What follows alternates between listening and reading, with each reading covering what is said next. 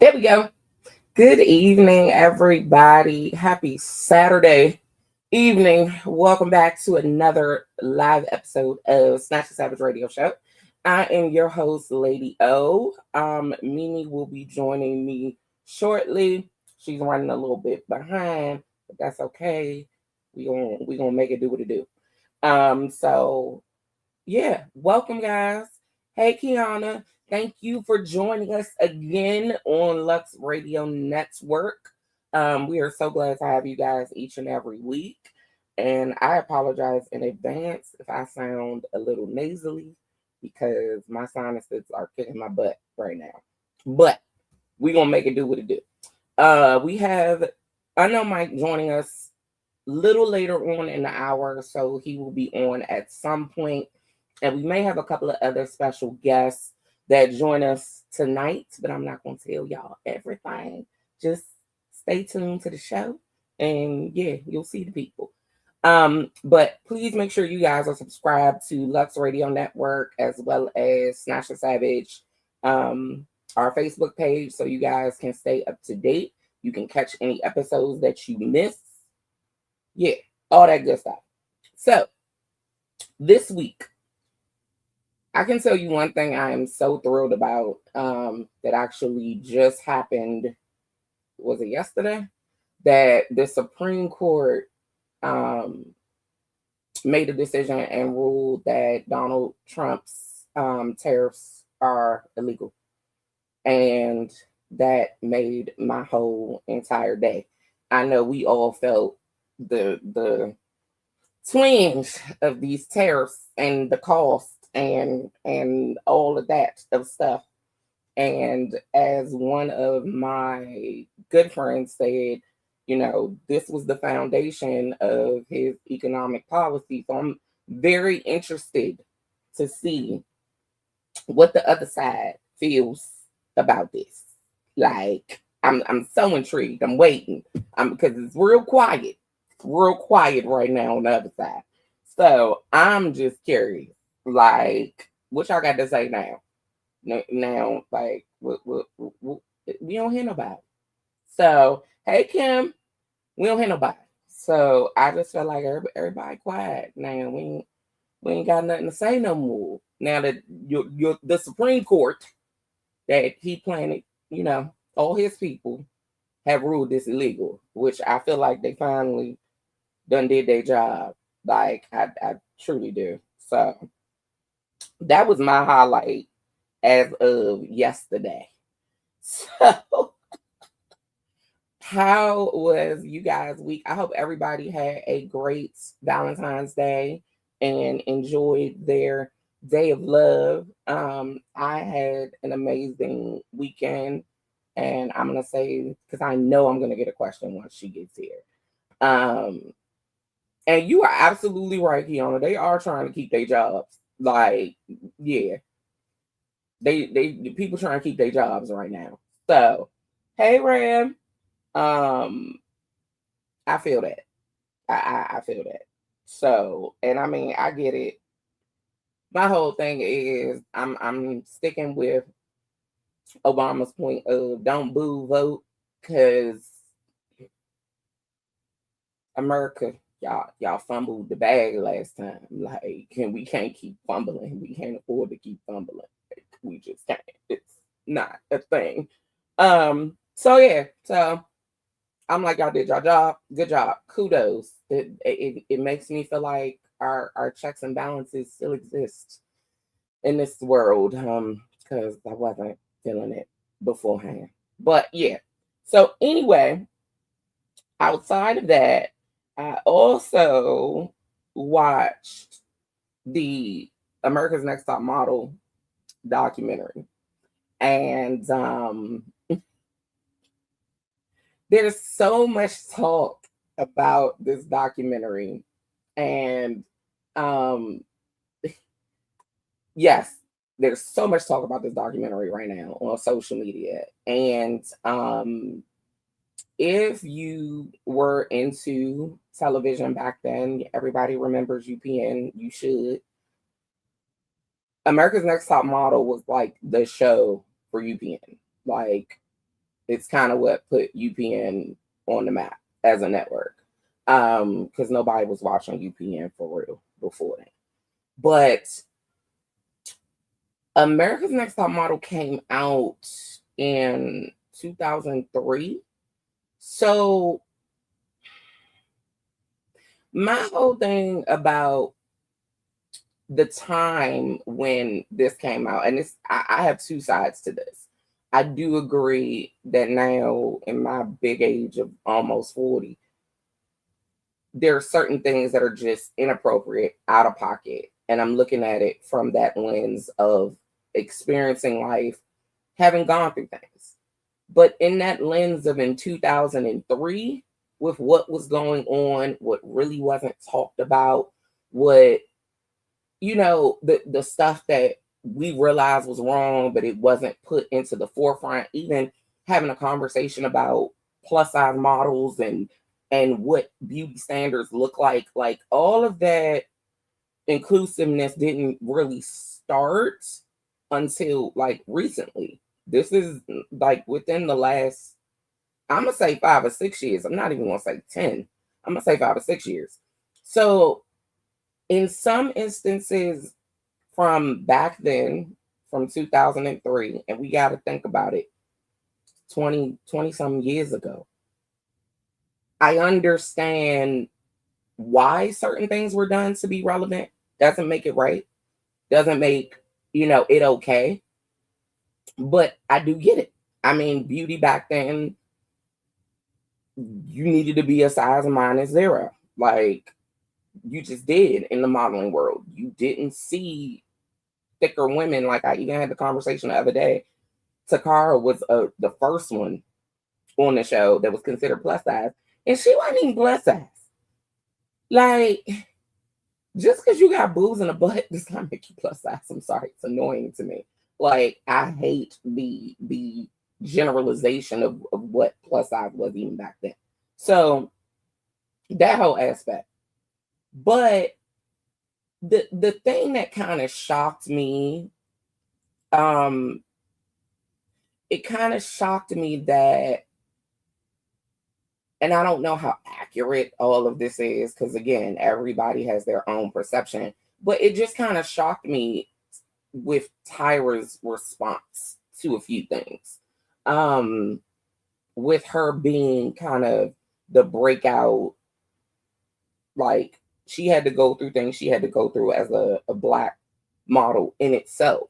So I would think certain things, especially with women of color, she would have took a little more, I don't know, sensitively. Like, but then again, TV has to sell. So yeah, like I feel bad for the whole Shandy situation. Like, they definitely capitalized on that situation. It's what you signed up for. Like, how you gonna go on a reality TV show and then get mad that they show reality? How you do that? Like, I get it may be insensitive. Yeah, it's fucked up. But it's TV. Like, it's TV. And we all tuned in. Like, I remember that episode. Like, remember it like it was yesterday watching it. So, yeah, it's like, it's television. It's still going on in TV. Real Housewives. It's still going on in reality TV. The Kardashians. It's still going on. So, yeah, like, come on, y'all. Like, I mean, people are like, oh, we're canceling Tyra. But what is Tyra really doing right now? Like, let's just be 100. I think Tyra is gorgeous. I think she definitely, like, she came out and put on, she a little thicker now. So when she walked now, yeah, I give her kudos. I give her just due. But what is she really doing? Like, I feel like something else is coming from this. Like, because I think a new season is about to come out or something. Like, bruh, give it a rest. Like, give it a rest. Let America's Next Top Model go ahead and stay where it is.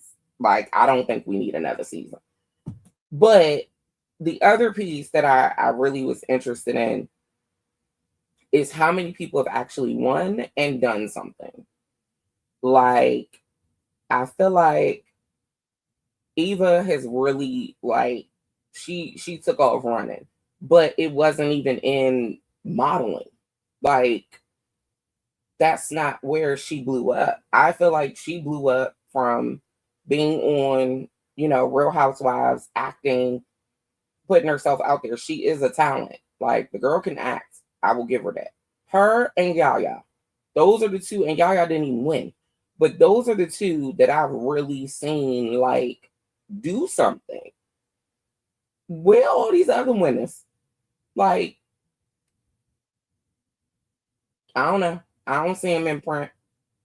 I don't. I don't see them in print. I don't see them out nowhere. Like, and then I'm sorry, there is one. Willow.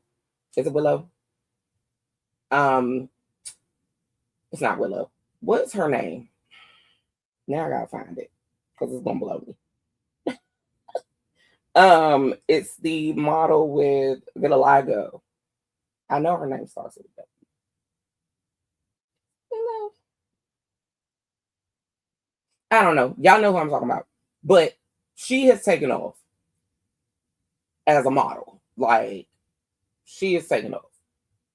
But everybody else, you don't really think, like, the Adrian. What did she do?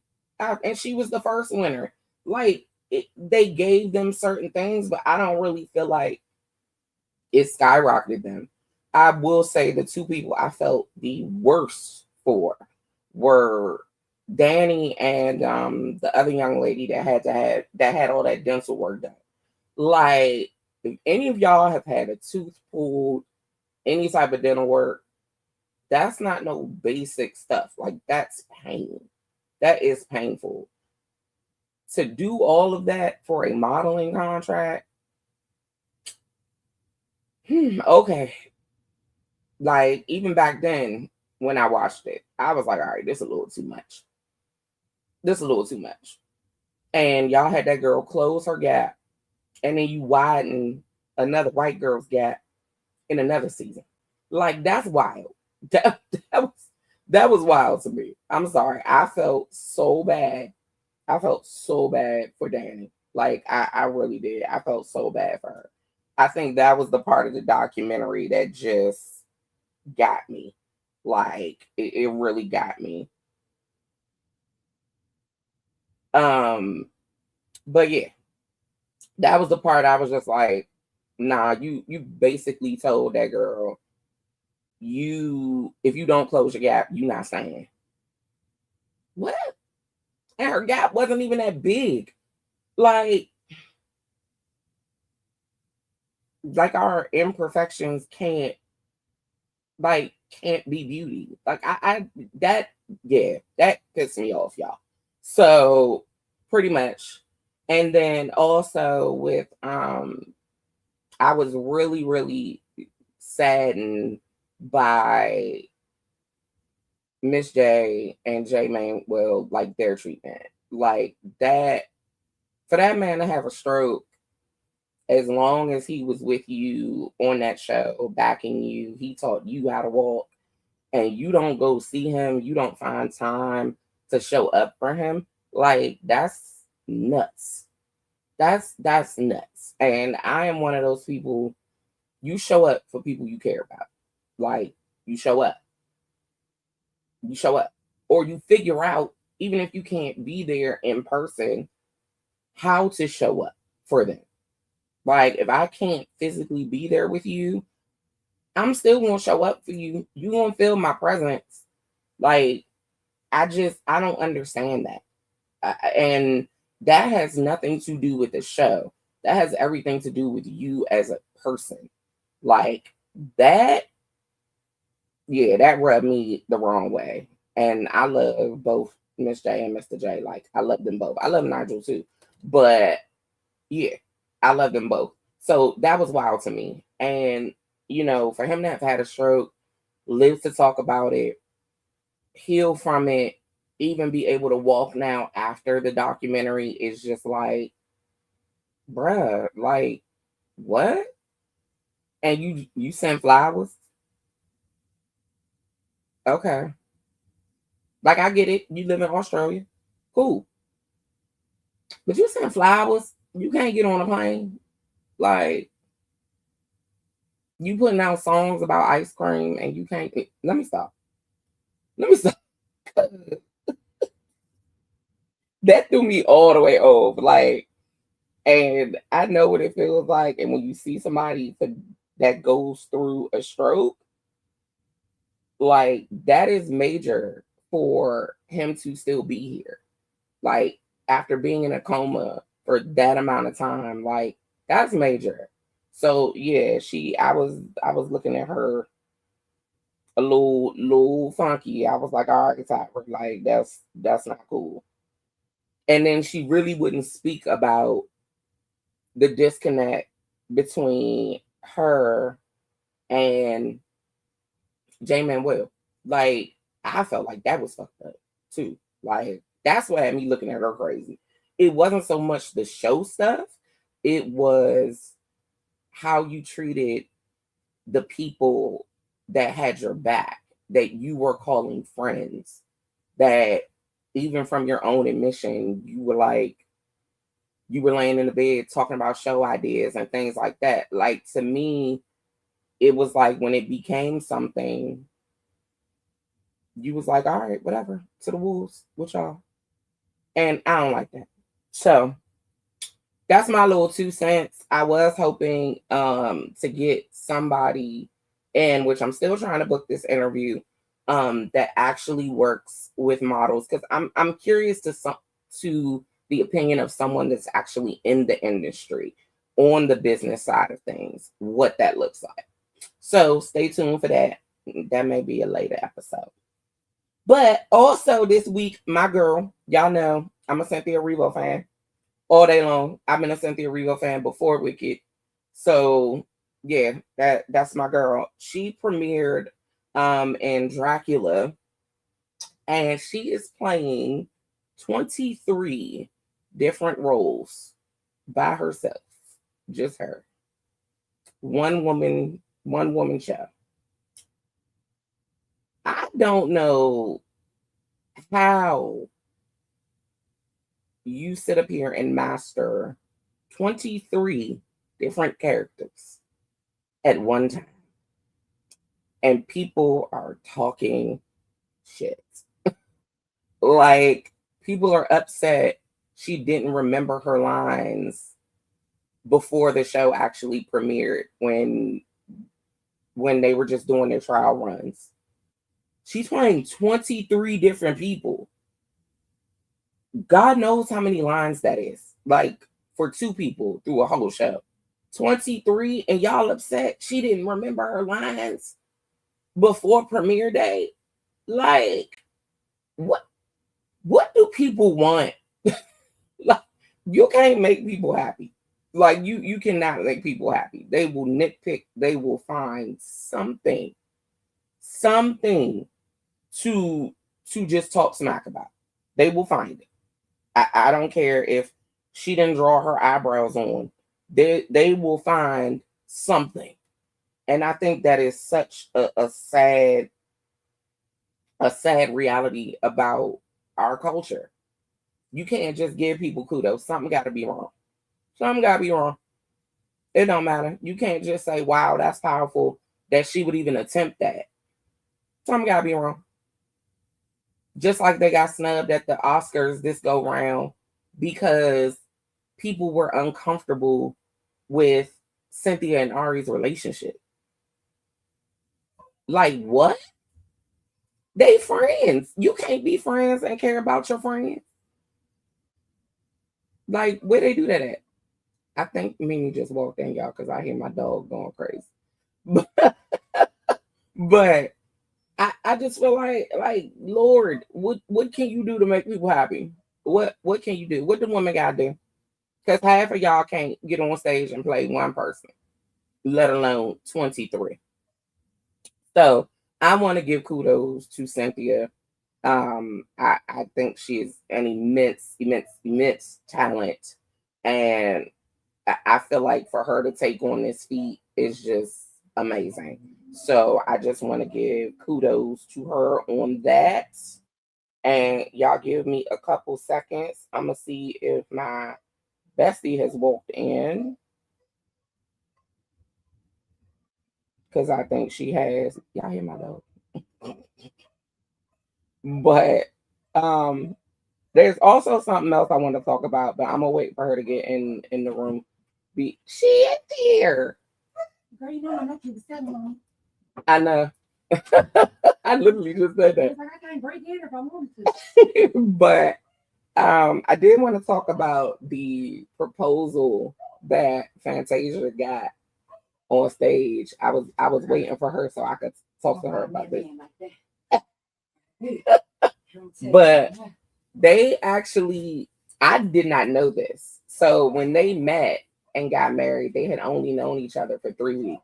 I did not know that. I didn't know. And they didn't do a formal like proposal. They just talked about it and agreed to get married. Like that was it.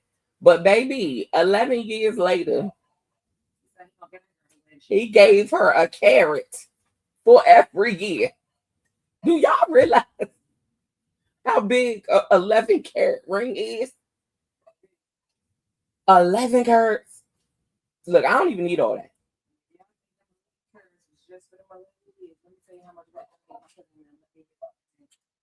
Look. Ready to go meeting somebody, marrying somebody, getting to know somebody, fucking dealing with somebody.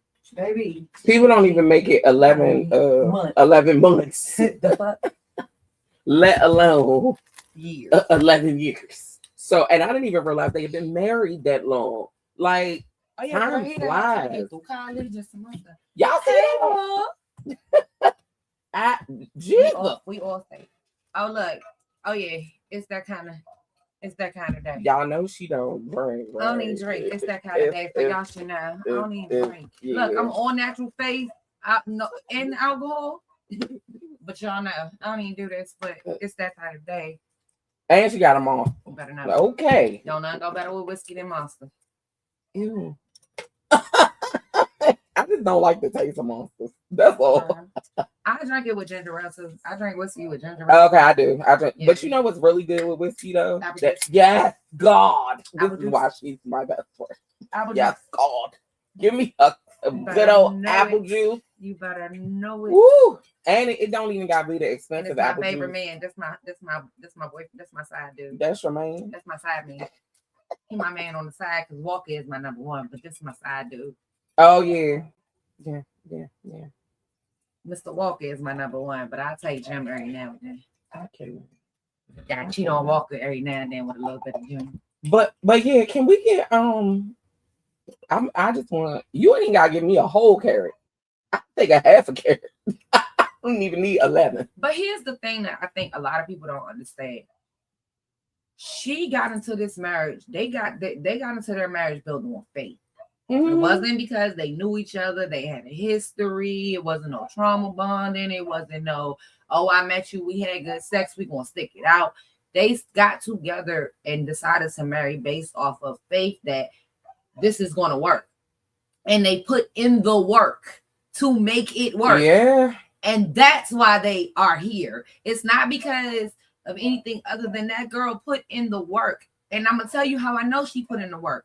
If you know anything about Fantasia and where she comes from and her background and how she started and the things she went through in her life and saw and witnessed, you would know that just off of the father alone that she had, a good man was not something she grew up with. Mm-hmm. And it wasn't something prevalent in her fucking life. So she had to put in the work to make this last.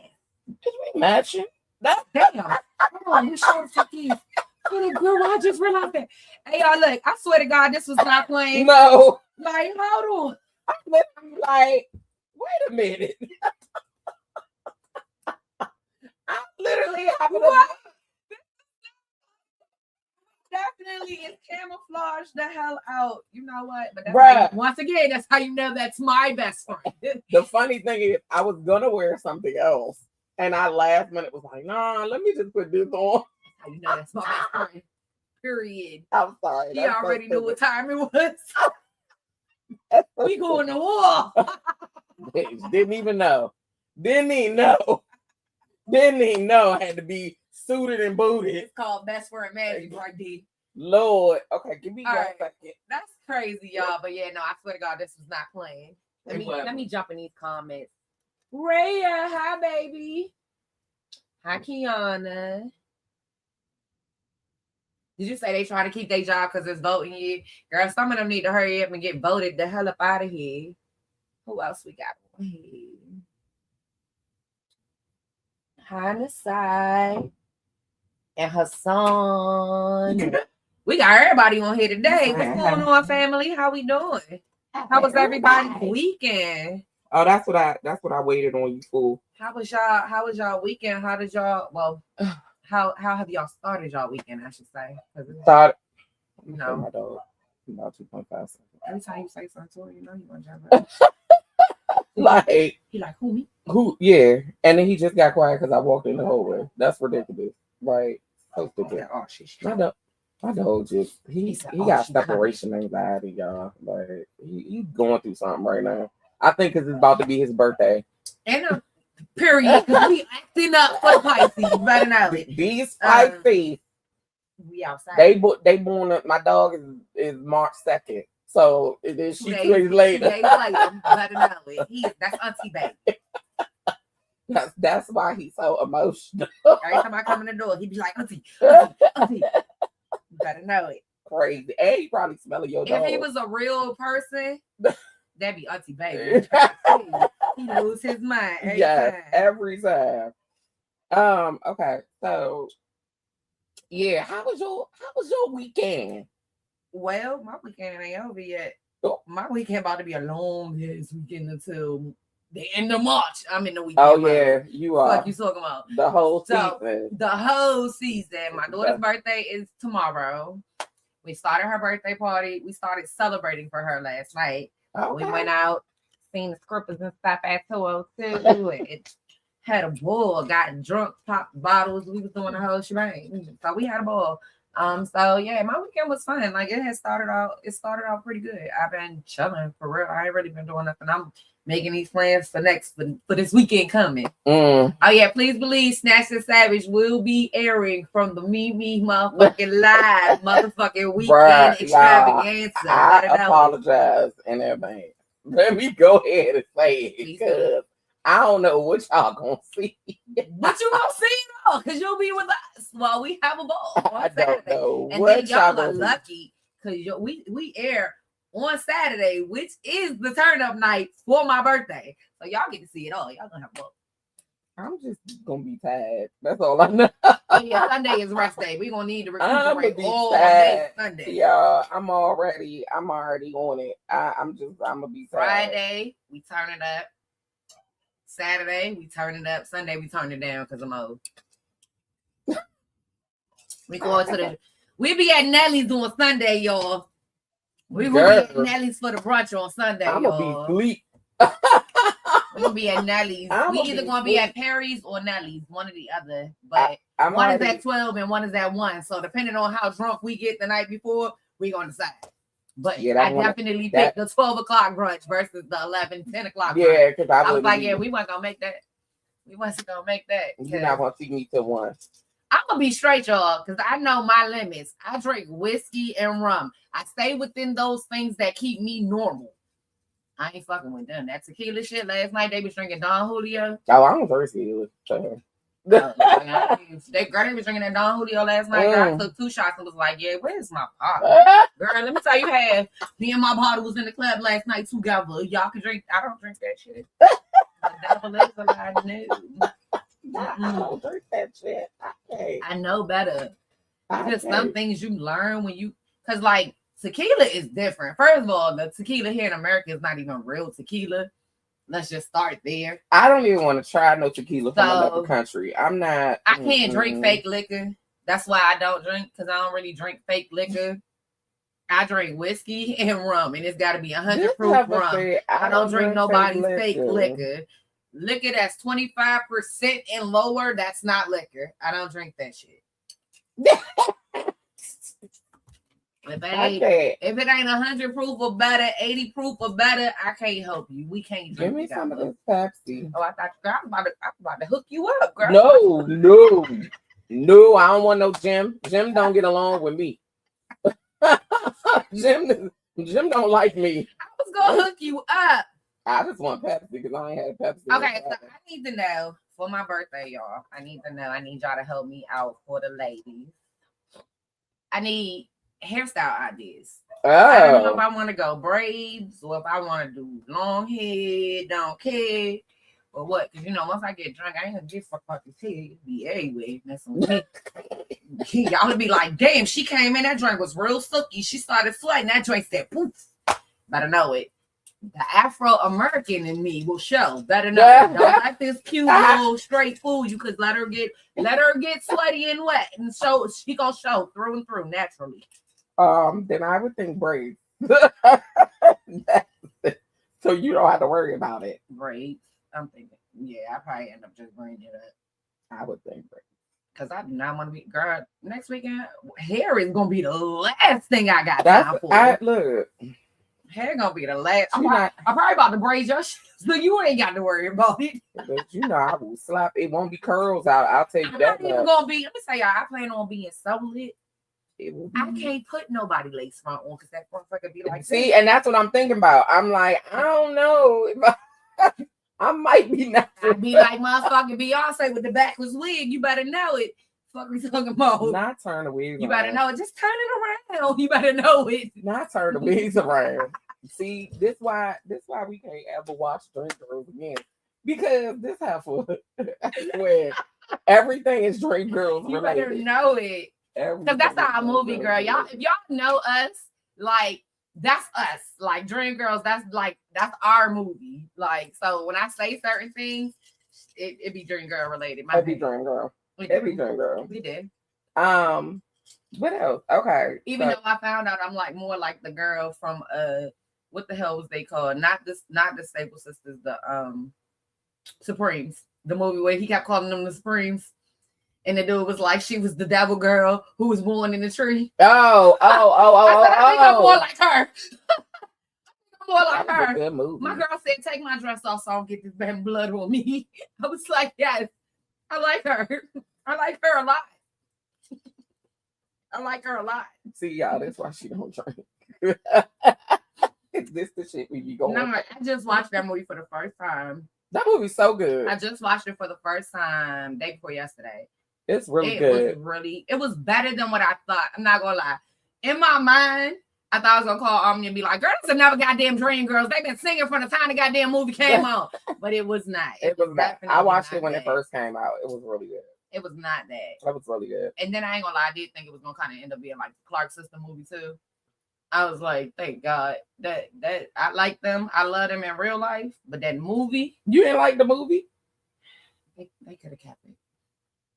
I mean, I feel like they've never done a movie on the Clark sisters, so it was I appreciate it for the fact that they did give us the story. Yeah, I just wish the story was I just liked it that. I like that Kiki was in it. I did. I love that. I love that. I just love being able. I just love to hear her sing. I don't care where she at, but it just was like I just wish it was more there. Like I felt like I was watching a long ass documentary. It just felt like a long ass documentary. I don't get that how much they come. I was like, look here, watching this movie, I ain't got to go to church for 2 weeks. Cause I heard every damn church song ever made watching that movie. I'm just saying. You're annoying. I'm just saying. I got my Jesus feel. You are annoying. All right, so we didn't talk about what we was gonna do for our top 5 tonight. We did not. Have you seen the new Joe movie? The new Medea and Joe, Medea Joe movie? Yeah. I okay, loved it. So let's talk about that. Because here's my thing. A lot of people are saying, oh, he cussed so much. He did so much. It was it was so out there. But here's the reality of it. I think people missed the message of the movie, because the whole message of the movie was that basically his son took everything that had happened to him and he tried to prevent his kids from going through it, like a lot of us do. Mm-hmm. But what he did in turn was he took away a lot of the information that boy needed to know about who he was as a Black person. Mm-hmm. A lot of the things that disciplinary wise, knowledge wise, he took those things away from his son, trying to protect his son in his mind from whatever he had been through as a kid. As parents, we do that a lot. And I think that boy going on that trip with Joe was probably one of the best things that little boy could have ever gotten. And I feel like a lot of times us as Black people, we disconnect our kids from the past. Mm-hmm. And because we disassociate our kids from the freaking past, we got kids out here now that don't know who the hell they are. Let's start there. They ain't got no common sense. There's not a damn teenager right now that even understands the concept of common sense to even have it. The elders, when we were growing up, that's where we got our common sense from. Mm-hmm. That's where we got our history and our knowledge and those folklores and those old stories and the real truths, not the stuff that you can look up on the internet or the stuff that they pacify us. We got the real truths from our elders, the people that lived it, walked through it, seen it, dealt with it. It was in their real news. So when there wasn't a time where we could alter shit and make it look good. Mm-hmm. So I felt like that little boy, like what was crazy to me was, and I'm going to tell y'all the part of that movie that stuck out to me that was crazy as hell. The fact that he was sleeping in that room. Oh my God. That was the part for me not too. One fucking clue where the hell he was. He was in that goddamn hotel room, walked out of that room, walked around, even had the audacity to say out of his mouth, why people clothes in here? It never dawned on that boy not once where the hell he was. And that's when I realized that he was so disassociated from his past, he had no clue. He didn't even know where he was. That boy stood in front of that damn river, didn't even know what the hell it was. And that is the part of history that he, as a young Black boy, is dealing with now. The Emmett Till story, that happens every day. That's still a running story. No, they ain't doing it like they did it with Emmett Till, but it's still a running story. It's still happening every freaking day. And that little boy didn't even know. I think the thing that, like you said, we had elders. Yep. And I think that's the difference. Like, kids' grandparents is 25 now. Like, you don't have as many people that I remember sitting at the feet of my grandmother and listening to her stories. I remember scratching that scalp and oiling that scalp, baby, and she telling me them stories. And even my mother and my father, like for them to be activists as they were, like their stories were really prominent for me. That was my point. When we were growing up, we had those great aunts, those aunties, those grandmas. We as adults, and I blame us, and I say us because I mean my generation older. I blame us because we were so dead set on it's not like it was when my parents was growing up. Mm-hmm. It's not like it was when it was your time. It's not like that. But here's the reality of it. We got so set on, oh, you don't do things like that no more. You don't say things like that no more. You don't move like that no more, that our kids don't know what the hell is going on. They don't know nothing about who the hell they really are, which is why these kids is out here killing and acting a fucking fool because they don't have no principles to stand on. They don't have nobody to say, oh, hold on, because my people did this for me, so I could do this. Yeah. They don't have that. And the schools have snatched so much of us out of the fucking school system.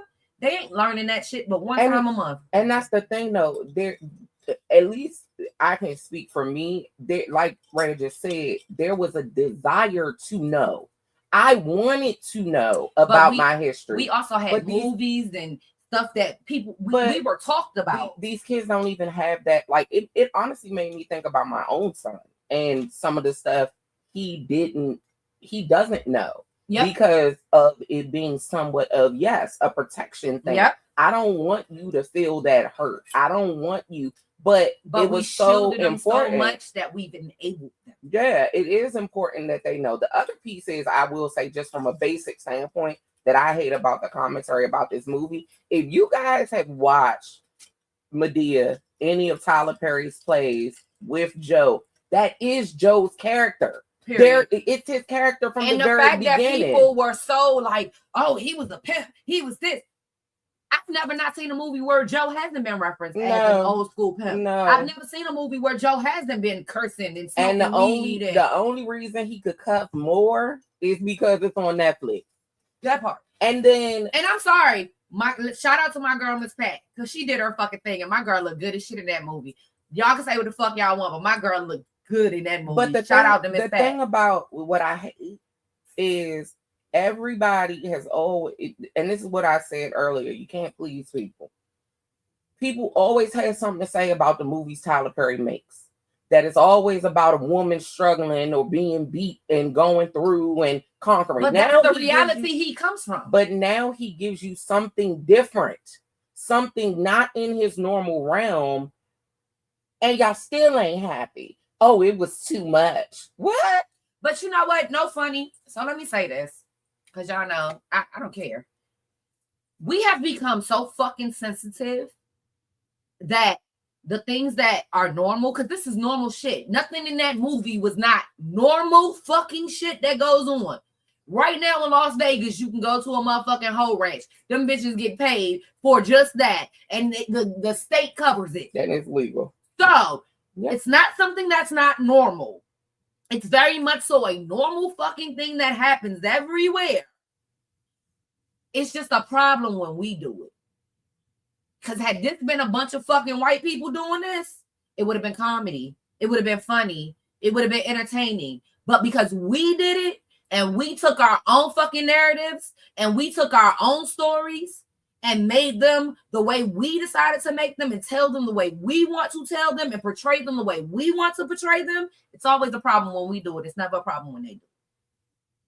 It's always a problem when we decide to take the tragedies and the traumas and the stories and the upbringings and the realities of Black lives. But nobody's even talking about the message in the movie. Everybody's just talking about the cussing. And that's my whole point. It was so much bigger than that. Like, it was so much bigger. The whole point was that boy wanted to go to an all-white school.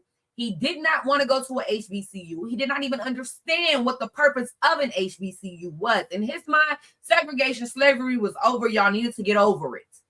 Joe took that boy through a timeline, and he took him through history, made him walk those footsteps of people who had walked those footsteps before him, showed him some shit that, let me tell you something. And I'm telling you as somebody who went to college in Alabama, if you have never, ever been to the Legacy Museum, if you are an African-American descendant, or if you are African-American in general, very true. And I forgot about that damn movie. You don't have a way to go to Africa or any of those places abroad, take you a trip to the Legacy Museum.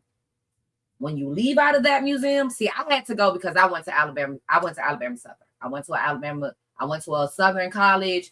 It's a very big thing down south. You go to the Legacy Museum. If you have never been, and if you've never taken your kids, especially if you, and I say this to mothers and fathers, if you have teenagers, this is the time to take them. Any child from the age of 11 and up, you need to go to the Legacy Museum, and you need to take your kids. And this is something you need to do with your kids. And I'm going to tell you why. If you do not know who you are as a Black person, I don't care if you're biracial like myself, if you are wholeheartedly Black, whatever the case may be, you will never understand the struggles, the progression, the fight, the coming from there to here, how we got here, until you walk through that museum. You will go into that museum one way, but I promise you, when you come out, it's a life-changing experience. I've never shed so many tears over just pictures and things that I didn't understand. Because when you grow up and you biracial, somebody like me, I grew up being too Black for the Spanish girls, too white for the Black girls. I pretty much had to make my own lane. So to me, I had identity issues growing up. So going to that museum, when I left out of there, to see women who look like me, men who look like me, girls who look like me, and the things that they went through, it helped me understand that black ain't a color. Because it don't matter what color you are. If they thought you were completely black, you got that treatment. I learned that school taught us about slavery and people picking cotton and picking tobacco. They neglected to tell us about the fucking breeding camps and the other shit they was doing to us, and how they was taking our skin and making furniture out of it, and people was wearing our teeth. And yeah, that they don't teach you that stuff in history, but the Legacy Museum, it does. And it will definitely open your mind. If it don't do nothing else, it will open your mind and give you a whole different proud about being black. Because we went through some shits. Yes, I take nothing away from Jews and anybody else, but we as a people from everywhere, we went through some shit. And for us to be the people we are, a lot of the shit that our children now are exhibiting is trauma from generations they ain't even got shit to do with. But they don't understand it. It don't leave. I mean, it doesn't go anywhere. I mean, I feel I've never been to the Legacy Museum, but I felt that way about the African American Museum. And I've never been there. When I say that is a must see, like when you go down, there's I forget exactly what it's called, but it's a elevator that takes you down into like the basement. And in the elevator, you're going back years. So you see the years as it goes down. Oh my God. And you literally walk through. I will never forget it because I experienced it with Tyler the very first time. And the Emmett Till. Oh my God. The Emmett Till like exhibit, I literally fell to my knees and bust out crying. Like I knew the story of Emmett Till. It wasn't anything new to me, but just how powerful it was. And Tyler was like, I want to say like 12, maybe 13 when I took him. So even the conversations he was having with me was so powerful. Like, so I definitely say if you can't get to Alabama and you here, go to the African American Museum. So let me tell y'all, as somebody who was in Alabama, I was in Selma. I used to go every year and do the Jubilee March. Jubilee March is something they do in Selma every year. And basically what it is a recreation of the walk over the bridge, over the Selma Bridge, that Martin Luther King and everyone else participated in. I used to do it every year. When I went to go see the Emmett Till, first of all, let's start here. One year, we did the Jubilee Walk, and I had the privilege of meeting some freedom riders. The conversations that I had with them, it brought me to freaking tears. Because it's a big difference when you hear about something and you've never physically been there, walked the ground, seen it. I have walked in the places where Martin Luther King went to school. I've been in his churches. I've even been to the house where he grew up in. It's a whole nother experience when you touch those places that were touched for you. I say that because that Emmett Till thing, growing up as a kid, when I heard it, it was like, dang, that's messed up. They shouldn't have did him like that. It wasn't until years later when I had physically experienced the loss of a child and going back to that museum that the weight of that woman, let me tell you something. When you lose a child, it's one thing to lose a child and your child just gone. It's a whole nother thing when you lose a child and there is nobody to blame. There is nothing you can do about it. The system is against you and you ain't got nowhere to turn. That is a pain that when I tell you to hear, once again, if you go to the Legacy Museum, there's a button you can push. And when I tell y'all the agony of that woman's cries. Yeah. The agony of that woman's cries. When I tell you them cries hit my soul, like a ton of fucking bricks. I sat at that one exhibit. I swear, for me, it felt like hours. Yeah. Because I had lost the child. But to hear that woman scream, and when I say scream, like the screams and the moans and the groans of that woman. That's because, and that even alone, if you don't know the story of Emmett Till's mom, I like literally suggest welcome Ace Boogie that you go watch the movie that just came out about her. I think it's called Till. But the thing is, hold on, wait. There are testimonies now you can also go listen to, and it sucks to say this, but they came out years later, where people tell you that night when that boy was in that shed and he was being tortured, they heard that boy screaming. Of course they did. And crying and hollering and begging and pleading. They heard that shit. But my point with her is, yes, there's something to lose a child. Like I haven't experienced it, but I totally understand that that's a different type of pain. But to have one taken, but even not, that's not what I'm saying. What she had to go through to see her baby, to see him like that, to identify his body like that. Do you realize the power it took? First they didn't even want her to identify. I know that part. But the power it took for her to say, no, I'm going to have an open casket. Girl. Like, yeah, I think it's called Till, but it's literally about what his mother went through. But go watch that. But we got to redart this conversation because I ain't going to sit here and cry. So, we got to redart this. I know, but we got to redart this conversation. Because that's a powerful. I wanted to highlight just the fact that, if nothing else, this was my overall message that I was talking about. As Black people, we've already watched ourselves be erased from so many things in history. We've already watched ourselves be taken out of so many monumental things. That is the reason why this world is moving and progressing the way it is. From stoplights to hair dryers to light bulbs to we've had our hands in every bit of it, whether it was a small piece or a major piece.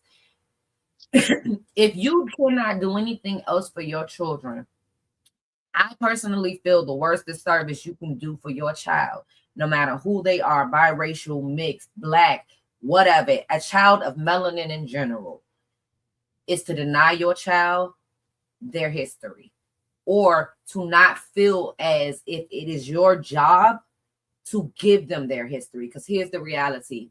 School is school. Your child's learning starts at home.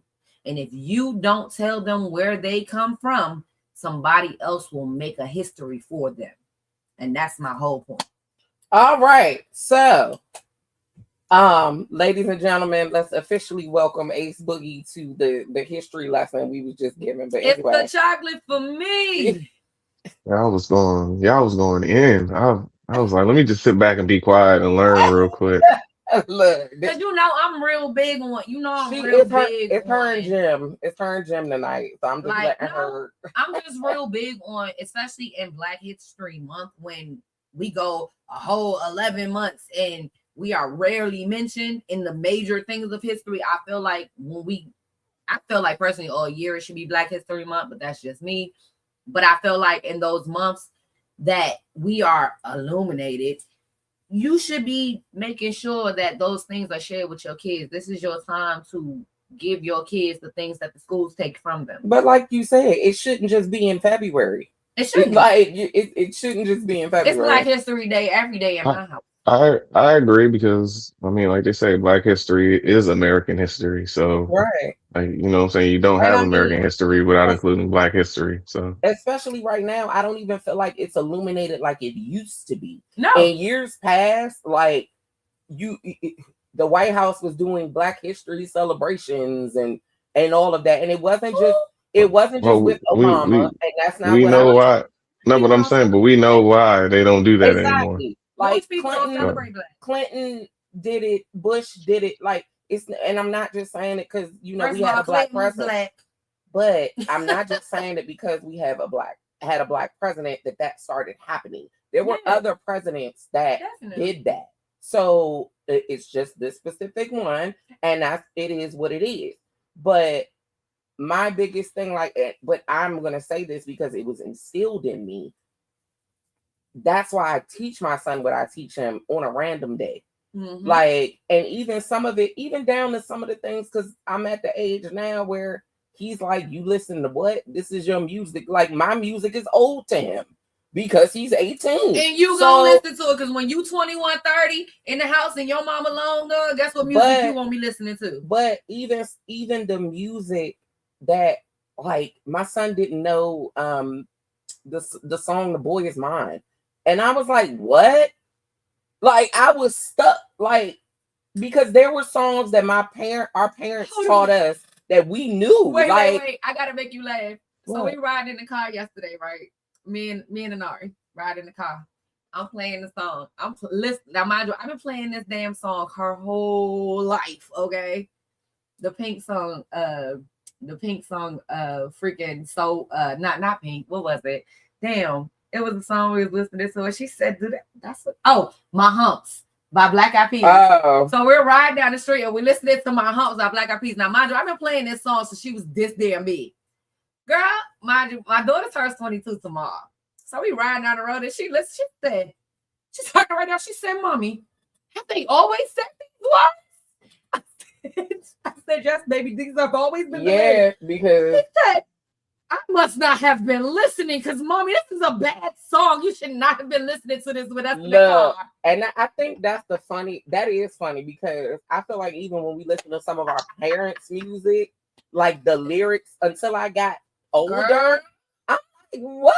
Why Mr. Boombastic, baby? Not even that. I'm talking back. I'm talking Temptations and Marvin Gaye and Smokey. The stuff Mama was cleaning to. Baby, Smokey was a freak. Why are you cleaning to this? But you know Smokey was a freak, because look at that motherfucking hip roll, baby. Smokey, baby.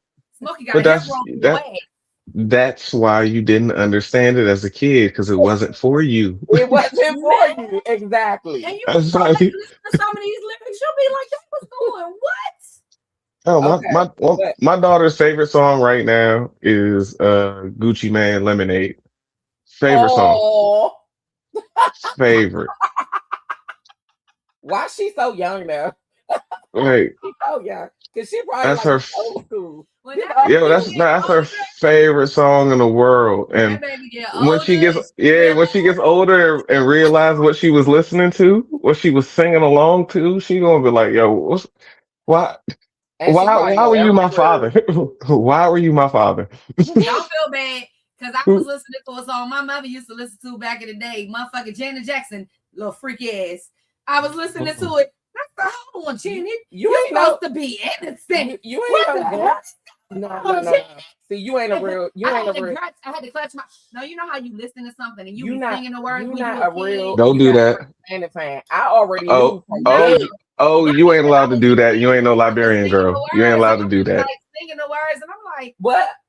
Hold on, Janet. What the fuck you just saying? But even Michael Jackson got some songs where if you go back and listen, you be like, "Hold on, Michael, what the fuck did you just say, Michael?" But I am a diehard Janet Jackson fan, like since I was a kid, and I already knew what Janet was singing about when I was like, damn. But y'all know who I knew was gonna be a freak when I was younger, and I already knew it. But then as a grown up, when I went back and listened to the songs, I was like, shit, he was on the same thing I'm on now. Prince, that nigga, baby. I was like, Prince didn't give no fuck. Prince was a pimp.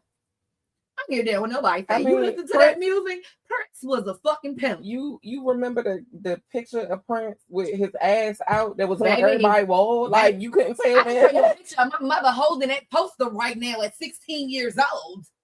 In love with Prince, baby. All right, we in the 9 o'clock hour. So I got real Mimi back in. All right, I'm awaiting, but I don't think I haven't gotten a response from Unknown Mike. So we're gonna roll with it. Hold on. So Tracy, real quick, let me help you out. No one else has to have a celebrated month because they were always celebrated. Yeah. it's all the melanated people that have a month. I mean, hell, we even have a Women's History Month. For what? Y'all wouldn't be here without women. Why isn't that celebrated all year? We got a month? Like, get on my face. That's what pissed me off. Anyway, so tonight's main topic is actually it's actually supposed to be led by the gentleman. Oh yeah. But you don't even know what the topic is. I'm on your side, dude. So I'm gonna put it on Ace Boogie until if Tito pops in. The question for tonight is, let me pull it up so I can phrase it correctly. No, you don't know. Oh, you changed it on me, Lord Jesus. Shush. I'm scared now. I'm surprising. I'm scared now. It's Pisces season. I'm scared. Oh, you ain't tell it? Stay ready so you ain't gotta get ready. Nah, fuck that. I'm scared. Oh, you ain't tell her? That's crazy. She knows what the main topic is. She just don't know what we're going with. I don't know nothing. Does age really matter? And we're gonna lead up. Why are you making that face? We're gonna lead. You saw that face. We're gonna lead off with relationship. Well, actually, I'm gonna let Ace run it. Go Ace. That's the topic. Does age really matter? That's what I'm saying. Like, what aspect? You know, let's get clear. First. Let's get clear with this. What aspect are we speaking of? Age matter in a relationship. Does age? I'm getting it. That's what I'm saying. Sexual relationship. Does age matter in a relationship? Does age matter in a marriage? Does age matter? Does it play a role in relationship, sexual, together, partner, period? I think age matters in a relationship if you guys are like chasing something, you know what I'm saying? Like trying to build towards something. I think age matters in that situation, but sexually, nah, age don't matter at all. Nah. So and let me add this disclaimer in. Oh Lord Jesus. Ace Boogie is speaking from a male standpoint, y'all. Oh, and I'm also hold on, time out. Let me clarify real quick before you even ask that question. And I'm also speaking from a position of everybody being of age and consensual adults. Yes. Okay, say that. Okay. Disclaimer. Okay, so let me get that out the way. 18-year-olds out here fucking No, we are talking about adults. No. I mean, let's adults. Yeah, let's like. I mean, to us, 21 is still very young, but 21 will be the baseline age that we're speaking of tonight. We're not talking about no 19, 18. We ain't talking about definitely nothing younger. 21, 21 and up. Everything is assumed that the person is talking about 21 and up. All right, let's go up. Let's move on now. So, yeah, I mean, I don't even think that gotta do nothing with age. If you just an impatient person, that ain't gonna work, period. True. I mean, you gotta have some sort of patience in a relationship, period.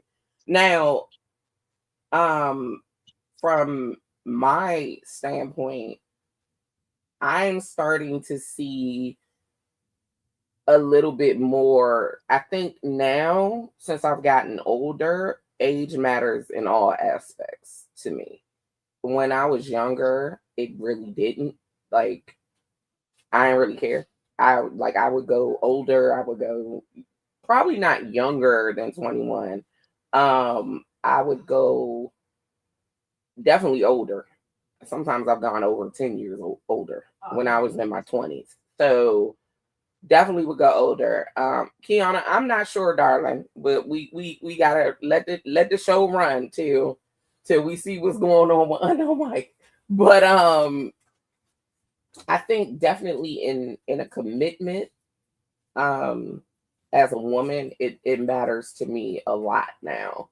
And I don't want, what I'm starting to see is too much of a gap, because I feel like I'm getting to an age that there are certain experiences I want you to have had, like at some point before you come on this side. Like, I just think like a person in their 20s, it's kind of hard for you to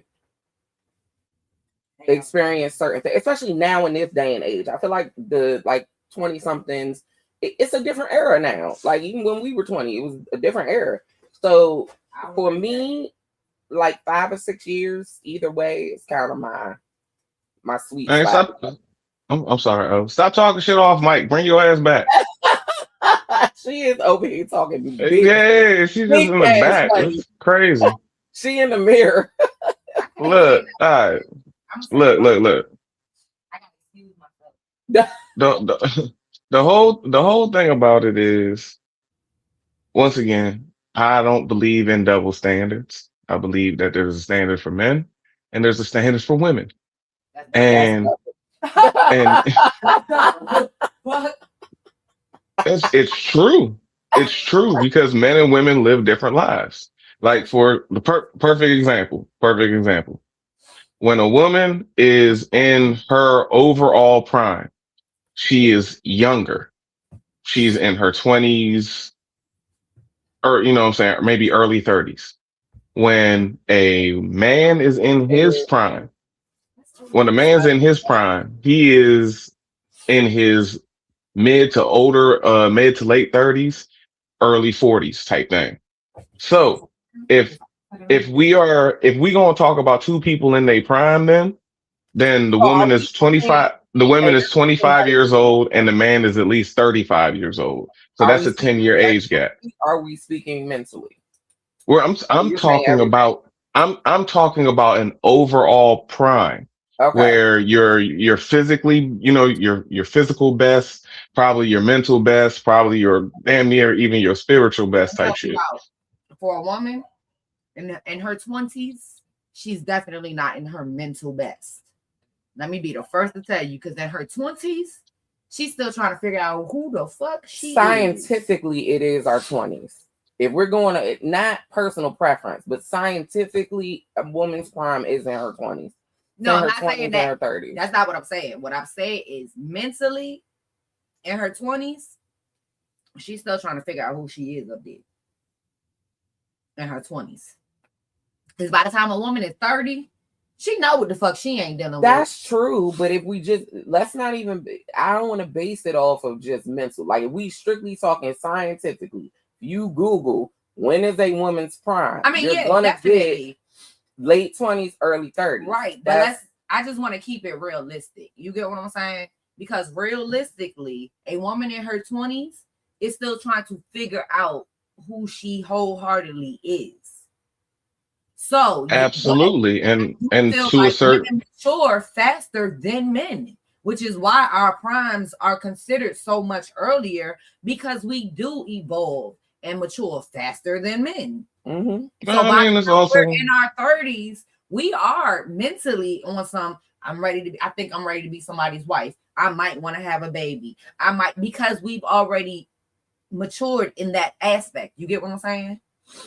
yes, and I completely agree with you on that. I mean, I once again, let me just throw out a little preface on this because I'm just playing devil's advocate to a certain extent because I like dating older women personally. That's just me. Like you know what I'm saying? So you know what I'm saying? So it's not my thing isn't this I'm not speaking for me here. I'm speaking for the general man. I'm speaking for just you know what I'm saying, like Right. just what's happened, just what's happening. So Let me ask you this question. okay.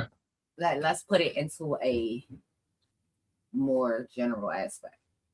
We take a 39-year-old man and a 24-year-old woman. Right. What are their general commonalities? Um, well, I don't know because their general commonalities will be very little depending on those two individuals.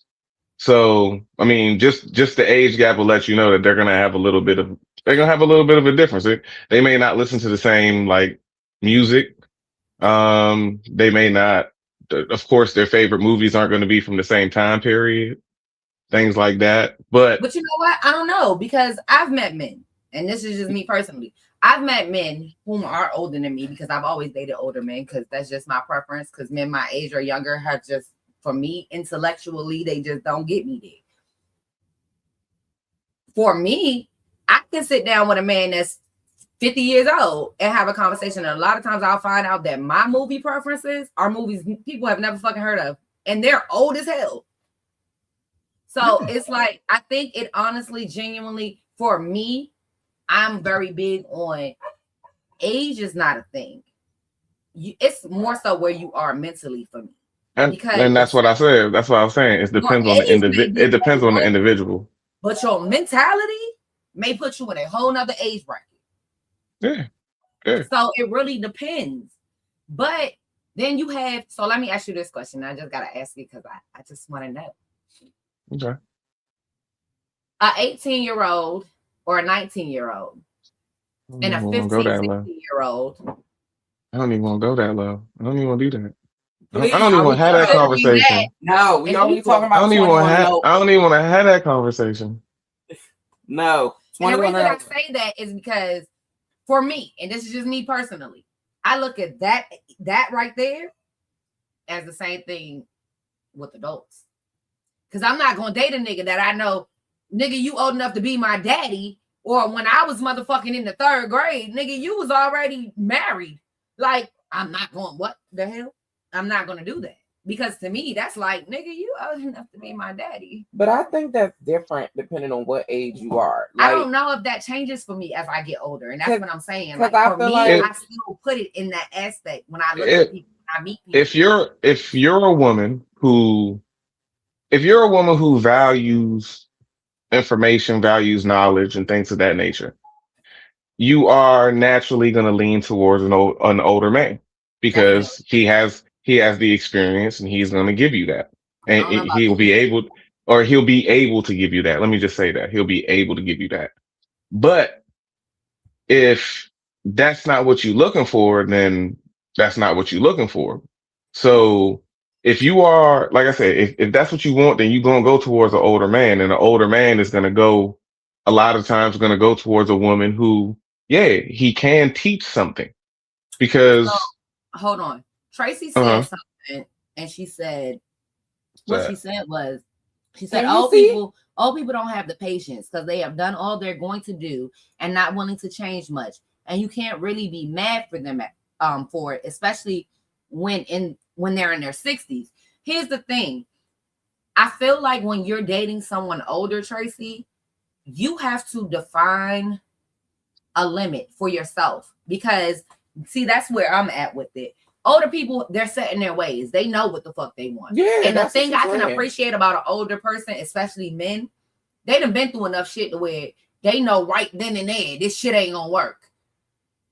Women, on the other hand, because we have the downfall of believing in our crazy ass minds, we can make any man into the man we want them to be. We don't care how old they are. I can fix him. The problem with that is when you get with somebody who's older than you and they experienced a lot and they done been through a lot and you ain't there yet. They're not looking for you to fix them. That part. They're not looking for you to.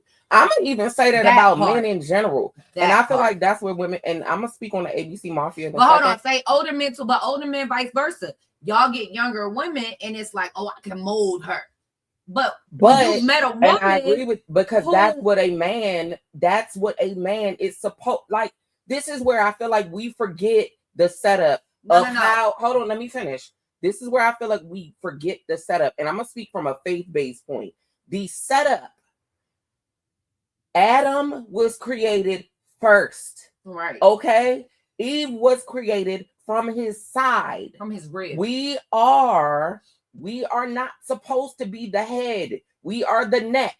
Like, and I feel like women forget. I feel like women forget that. No. So hold on. Let me finish my point, and then you can go ahead and interject. Men are providers. They are the leaders. So when a person leads, a part of being a leader is to teach. It's to foster change in an environment.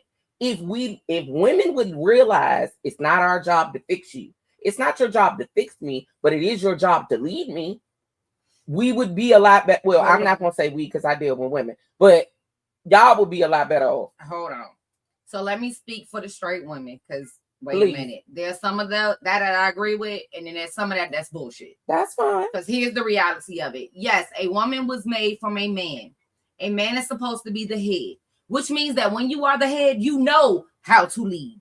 You know how to protect, provide, and do what you're supposed to do as a man without any fucking guidance. That's at any fucking time that I gotta step in and do your fucking job, there's a problem. Why? You cannot expect a woman to run a household, pay all the fucking bills, do all of the attributes of a man, and still expect her to let you lead her. How the fuck you gonna lead me when I'm doing your job? But that's what we're talking. You're right in that. So with that being said, hold on. When you meet someone, I don't give a damn how old they are. Yes, a man is supposed to fucking lead. But if I meet you and I'm sitting here with you and I done been around you and I know your ass ain't lead me nowhere into a fucking wall, I'm not gonna keep walking next to you. Because here's the other thing.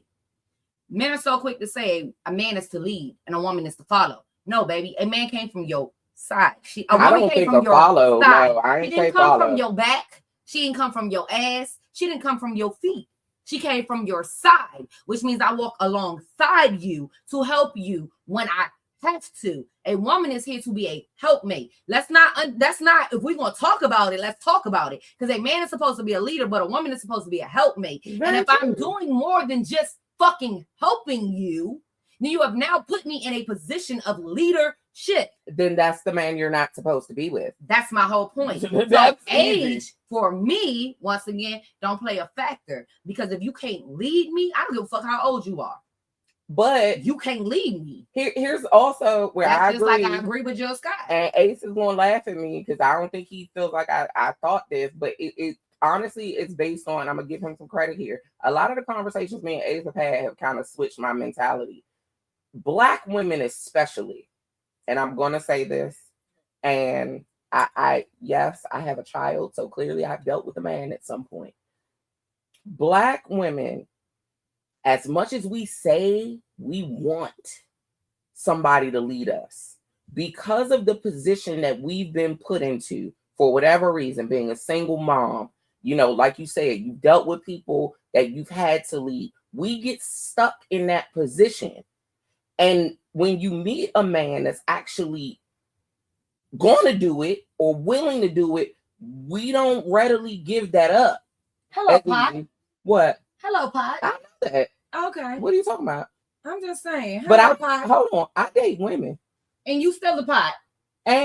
But I don't see. Okay. You still the Pot. Let's talk about this difference. You still the Pot. Let's talk about this difference. There's a very different situation between a lesbian relationship and a heterosexual one, because roles are not defined in a lesbian relationship until you define them.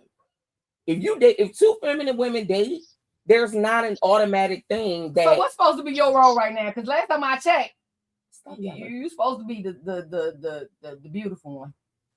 I date beautiful women, so we both need to be beautiful. That's the problem.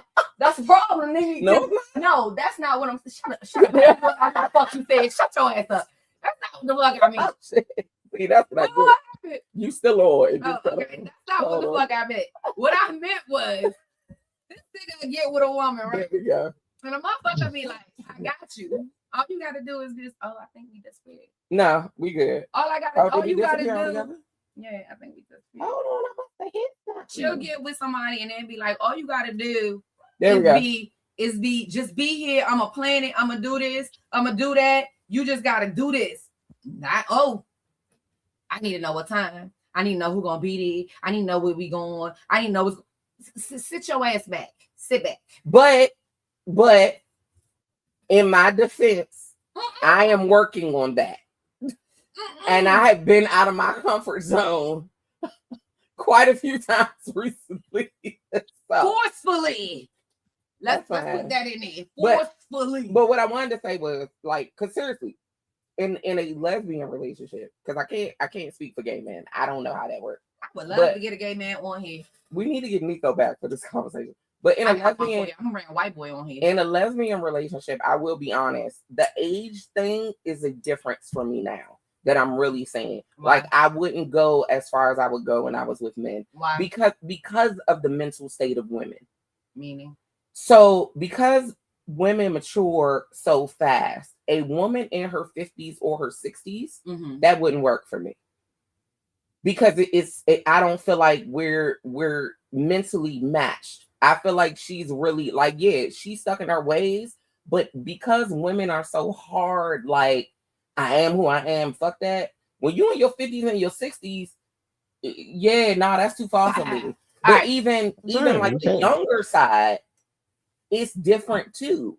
Because yes, you might be mentally mature, but you still in your early 20s. And like you said, as women, we do dumb shit in our 20s. You still trying to figure out who you are. I need a woman that knows who she is. Okay, so let me say this. There were two things you said that I want to touch on. What? What I say? First thing was, I'm trying to figure out the right way to say this without causing chaos. As Black women, yes, we are very hard to fortify. Let's just say that. We're very hard. The reason is, and I can only speak from the women that I've encountered and that I know, a lot of times you get women who have gone through the fucking ringer from the time they were this fucking big, whether it was in family, they went from fucked up ass family to a fucked up ass nigga to another fucked up ass nigga. Then they married a fucked up ass nigga. Then they went on and left that nigga and ended up with another dumb ass nigga. And they may not have all been the same type of fucked up ass nigga, but they were fucked up in one way or another. Yep. By the time she's in her 40s, she'd have been mentally abused, physically abused, sexually abused, emotionally abused. So then you run into a good man and he looking for a good woman. And she may very well be a good woman, but she's a good and fucked up woman. Now you run into, do you have the mental patience? Fuck the anything else. Do you have the mental patience to understand that this woman has been fucked up beyond belief from trauma to trauma to trauma to trauma while trying to get her ass to you, the good man? Do you have the mental capacity to understand that she got some walls she got to break down? I want to hear his. Let me ask you. Now I'm gonna answer your question by asking you a question. You can't do that. If a man showed up, right? If a man showed up to you, just like you said, he wasn't ready to lead. He wasn't, he just wasn't in the position. He wasn't there. Would you care? Me personally? Yeah. Depending on who the man was, yeah. All right. So that's the point. To me, that's the point. That regardless of whatever that woman has been through, when she finds that good man, she should be ready for that good man. Because if not, she's gonna lose that good man. Because why why would that good man turn around and to a certain extent have to, and it's gonna sound bad, but to a certain extent waste his energy trying to deal with the flaws and the experiences of this woman? When the same reason that women hold on every day. Hold on.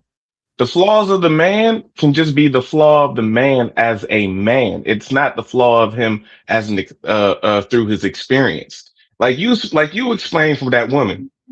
You said she was emotionally, physically, mentally, sexually. But that man. Are mental. But hold on. But what I'm saying is that man now has to deal with that woman after all that trauma. Yes. Why would a man want to deal with that woman when he could go find a younger woman who hasn't been through all of that? Okay, I get what you're saying. So you just said what I was trying to get to. But this is my thing. For the same reason you just said what you said is the reason why I feel like a lot of women run to younger men. Because it's easier to deal with someone whom you can train and teach how to deal with you than it is to deal with someone who can really see you. I'm a counteract. No. Hold on. And to that point is exactly why men date younger women. And because that's what I'm saying. I feel like because it's easier to deal with somebody. No. It's like you said earlier. Both of y'all said a woman is a helpmate, and she walks on my side. I have to be able to teach her. These are all the things that you women have said. Mm-hmm. So if that is what that's what a woman needs to be done to her or need to be in that situation, then why not a younger woman who needs the experience, who needs the knowledge, and I can, like you said, mold her to help me, not So to help every I'm gonna man. throw I a don't need caveat. her to help every man. I need my woman to help me.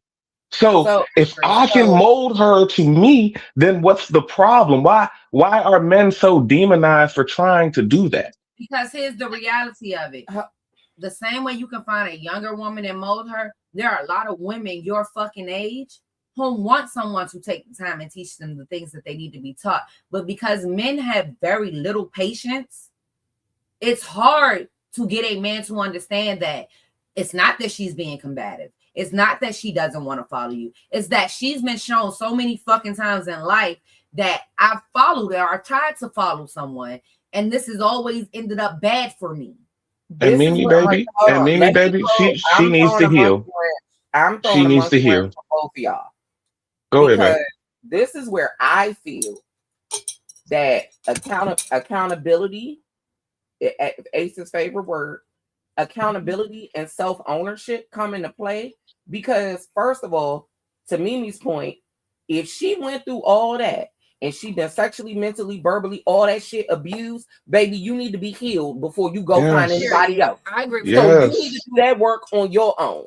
If you a Yes. man that, oh, I can't recognize that not everybody's perfect, you need to go heal some shit that you done went through with your mama on your own. And then once both of Absolutely. y'all are healed, maybe both of y'all will be open. We'll That's a find part each of the other. Yeah. problem too. And that's what I'm trying to say. It's Stop a problem coming- that people go into relationships without being healed first. Stop coming broken. Yep. Stop coming broke on both ends. Yep. Stop coming broken. Because it's not our job as women to fix you. It's not your job to fix us. We're supposed to grow and increase each other. And no, it's not going to be perfect. And being healed, please hear me when I say this. Being healed does not mean you ain't being going to perfect. stumble. It don't mean you ain't going to have issues, but it means you're not projecting onto that man what somebody else did to you. Like, perfect example. I give you a perfect example. Somebody like me. Oh shit, I got claps. I got PTSD. There are certain ways you can't deal with me because I have PTSD. You just can't. It's certain shit you cannot do with me. Now, the man that deals with me, you have to understand that there are just certain shit you can't do with me because the way someone else may react, I might try to kill your ass. And it's because I have PTSD. So that's what I mean when I say when you get with certain people, I don't care if it's man, woman, whatever. When you get with someone, you have to understand what you're getting into. Because at the end of the fucking day, everybody can't be loved the fucking same. No. Everybody don't like to be touched the fucking same. Everybody don't like to be talked to the same. So the way that you did it with so-and-so ain't the way you can do that with me. I'm gonna be honest. And I found myself with a lot of men and women. Yeah. When you look at a person and you say, hey, you can't deal with me like that. Hey, I get that worked over there. That ain't gonna work for me. This don't work for me. It becomes a problem because motherfuckers feel like from one person to the next, I'm gonna do the same shit and it's gonna work. No, it does not. I don't care how old you are. I don't care what the age difference is. The way you dealt with that man ain't how you deal with this man. The way you dealt with that woman ain't how you deal with this woman. Because what that man like may not be what that man like. What that woman was accepting may not be what this woman's going to accept. And there has to be boundaries. And I don't care if it's I came from your head, your hip, your thigh, whatever. At the end of the day, in a relationship, we walk side by side, which means we have a general understanding of there's a way you have to deal with me and there's a way I have to deal with you. And because people go into relationships feeling like, oh, well, shit, it worked with her, so it's going to work with her. It worked with him, so it's going to work with him. A lot of shit falls apart. A lot of shit gets disconnected because we feel like from person to person, it's supposed to be the same fucking routine. I'm going to even say... But... hold on, before you go, Ace, even with you, Mimi, and I this is like literally personal experience. With me and her, like very recently, someone did something and I was like, wow, that's fucking amazing. I don't think anybody's ever done that. With Mimi, the way I can deal with her partner can't. And sometimes reaching out to those people that are closest to this particular person reached out to her about me. And I was like, damn, I don't think anybody's ever done that when it comes to me, to really know me. Because my right hand, I don't care how much we go at it, that's still, if she pop up and say, what's up? I'm waiting for the day, and it's a tidbit for y'all, that man call me and be like, hey, best friend going through, can you, I can't deal with it, can you come talk to her? Because I feel like she need more than what I can give. Do you realize what the fuck that would say to a woman? Damn. Not that you were incapable, just that you realize I can't meet her here with what she needs. So I'm gonna go get what the fuck she needs. And it be simple shit like that I feel like a lot of times, especially men or partners in general, miss. Because just because I'm your partner and I vow to give you my everything, sometimes my every fucking thing ain't enough. Yeah. And a nigga need a reinforcement. There's nothing wrong with saying, look, I love you, but in the space that you're in right now, I can't meet you there. Yeah. But I'm going to go ahead and get somebody that can.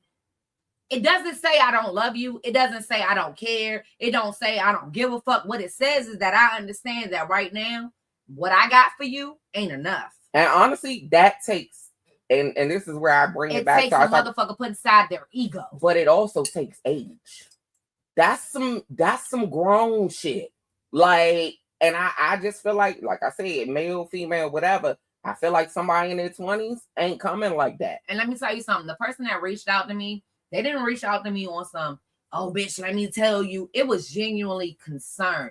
There's a difference when a motherfucker is genuinely concerned about you and they want to reach out to the people who they know genuinely give a fuck about you. Because it's one thing to call somebody and be like, oh, this broad tripping, I don't know what the fuck wrong with her, da-da-da-da-da.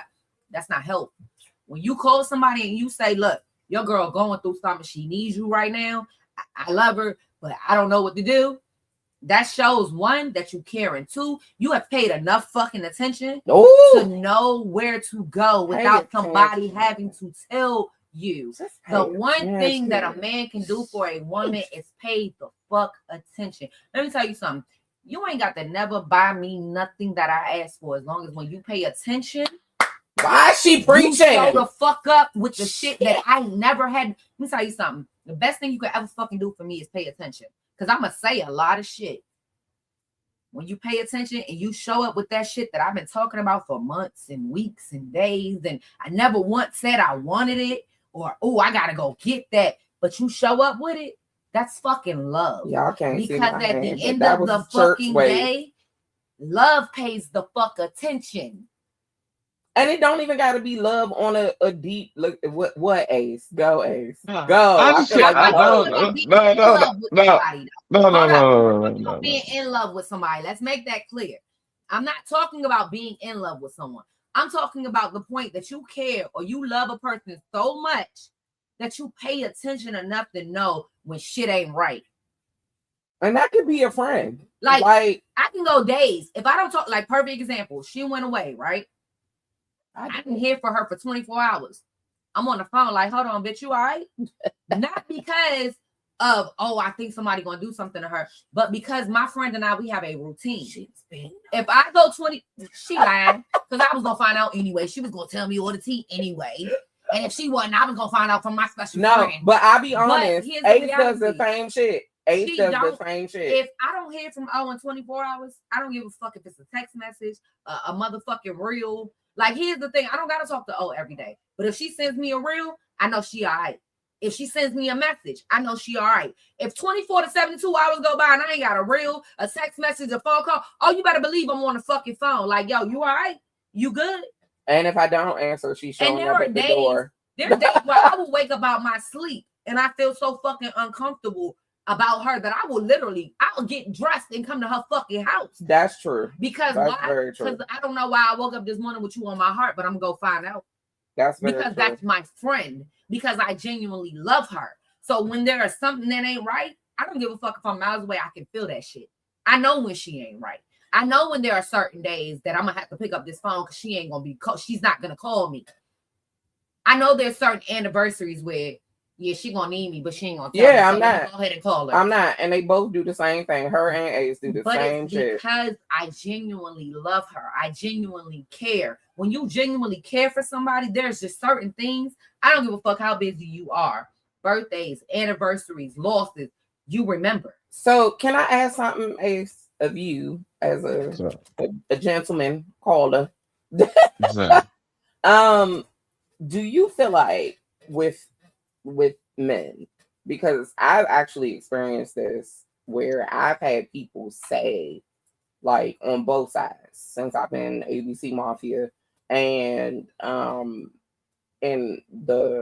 I've never been heterosexual. I was about to say. So let's just say with the men involved. I thought you were about to tell me something I hadn't seen. No. I was about to say that must be new information. Always been bisexual. Even when she was bisexual. Yes. But before she just decided to give up everybody else. Do you feel like men are threatened by female friendships? This was just something random that popped in my head with what she said. Do you feel like there are times, don't be you, fix your face, because now you're making a meanie face. So let me help you out. Because I understand kind of what she's asking. So in past situations, there has been times where, and I'll just use me and O as an example because we done had to do it. There's been times where her and I have been more of each other's men than the men we were actually fucking dating. Yeah. Like, I've taken her out on dates. I've brought her flowers. I've done certain things. And there's times where she has paid bills for me, fucking took me out on dates, fucking went out to events and supported me. These boots. This is cute. I'm sorry, y'all. Went out and supported me. Been there for me. When the motherfucker I was laying next to wasn't. There's been times where she's had to hold my hand when the motherfuckers I was in relationships, they weren't doing it. So do you feel like when women are that close to where, oh, well, fuck it, bitch, if your man won't take you out for Valentine's Day, bitch, I got you. Your man won't throw you a birthday party, I got you. Do you feel like women being that close causes instability or a negative feeling with their men? If so, why? Okay, for an insecure man, yes, I can see why that would. Because if you're dealing with your woman and there's anybody showing up in a way that you can't show up for your woman, yeah, that's a little bit odd and off-putting.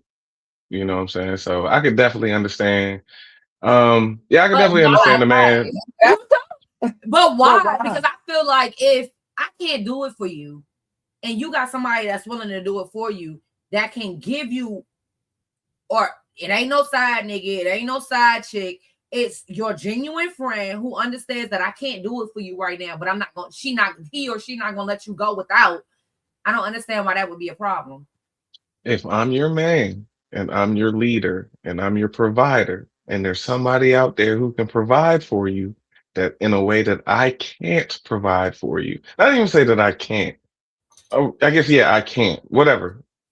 It's going to be a little bit, yeah, it's a hit to the ego. And men are driven by their egos. So, okay, I thank you for being honest about that, because that's a very true statement. Men are driven by their ego. My only thing with that is this, right? A woman's friendships are her, and this is just reality, and I'm giving y'all a little tidbit, men that are listening. A woman's friendships are her foundation. They are her stability. But especially, hold on. I'm talking about before a relationship. I'm talking about before a relationship, okay? Oh, okay. I'm talking about in general. Okay. As a woman, our friendships, our best friends, like she said, it's been Valentine's, it's been a plenty of Valentine's Day. I've been by myself, but I've never been by myself. And just because she knows me, whether I said I've celebrated or not, she knows. I know she loves on everybody all day long.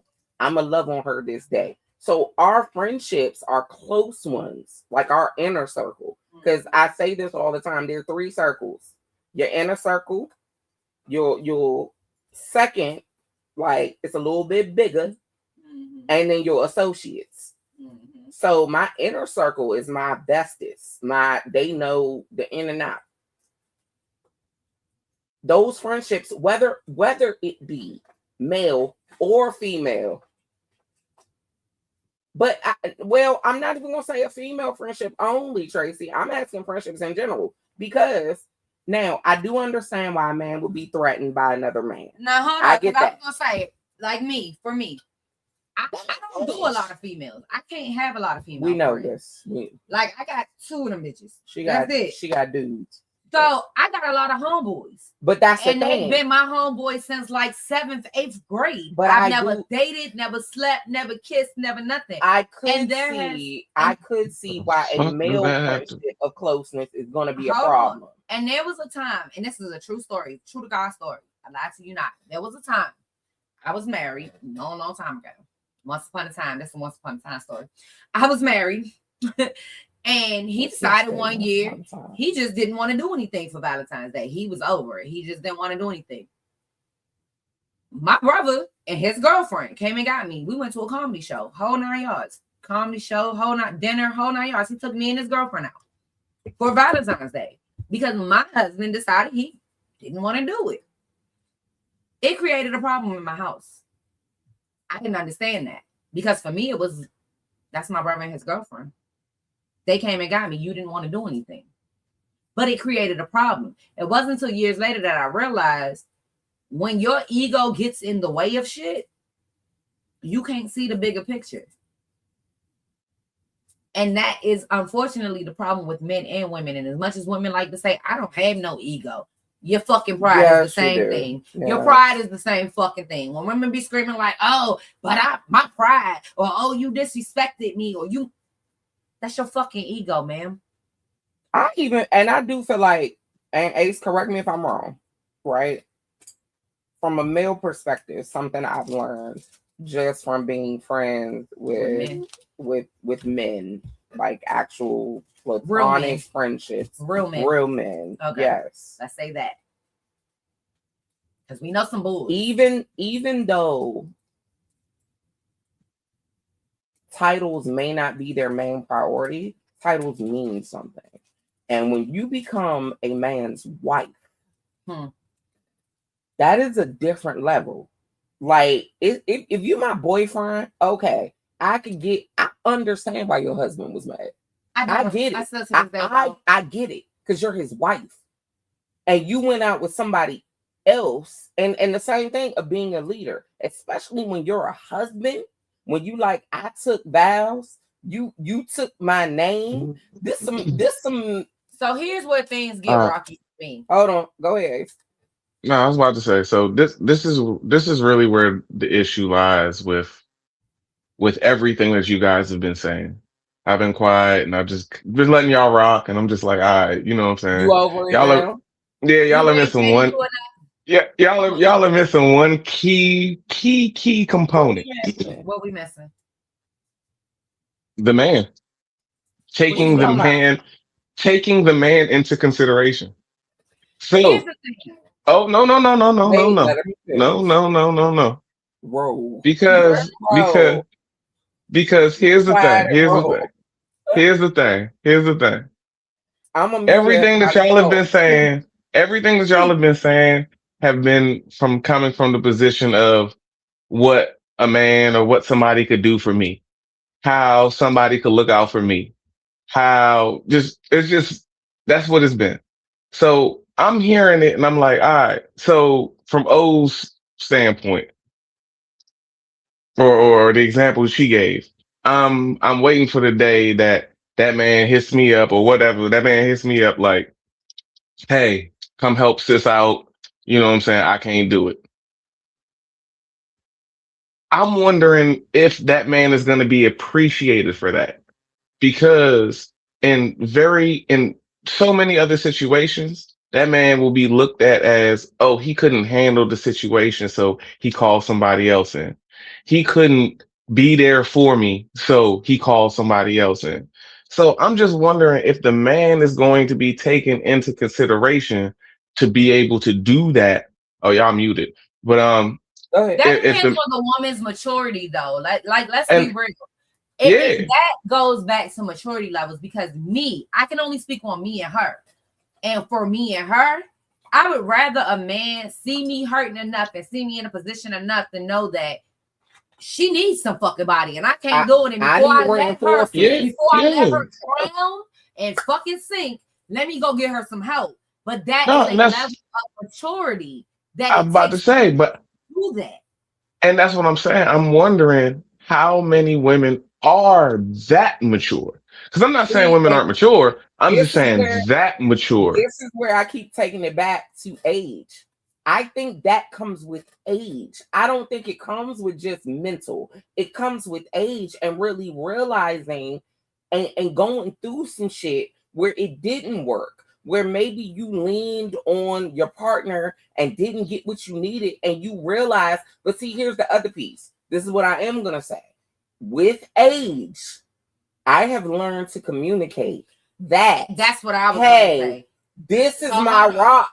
So like these my folks. Let me be honest with you. Somebody like me, I have mental issues. Anybody that know me, I'm a very big advocate for counseling, medication, the whole fucking nine, because I have mental issues. Mm-hmm. And I have mental issues that are not, they ain't shit to play with. I fuck around and burn your house down. Yeah, they not. If shit go too wrong.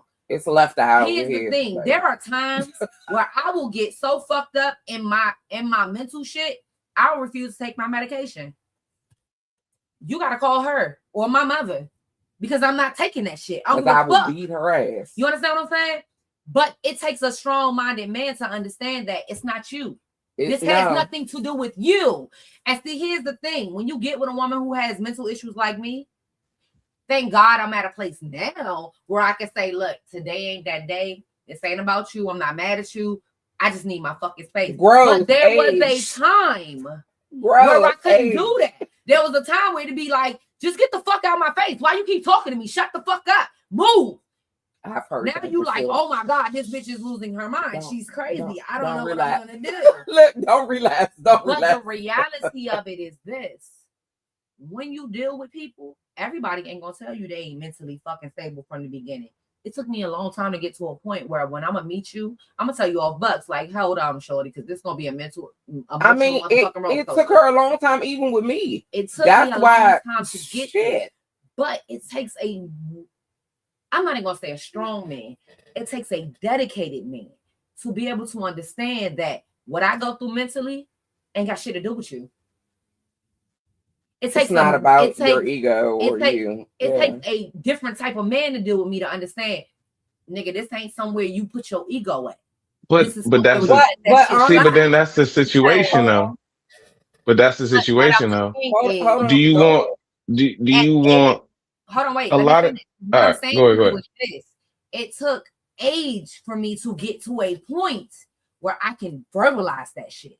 Okay, hold. Go ahead, Ace. But a lot of women don't care about that. Because we know, we know, let's say we know.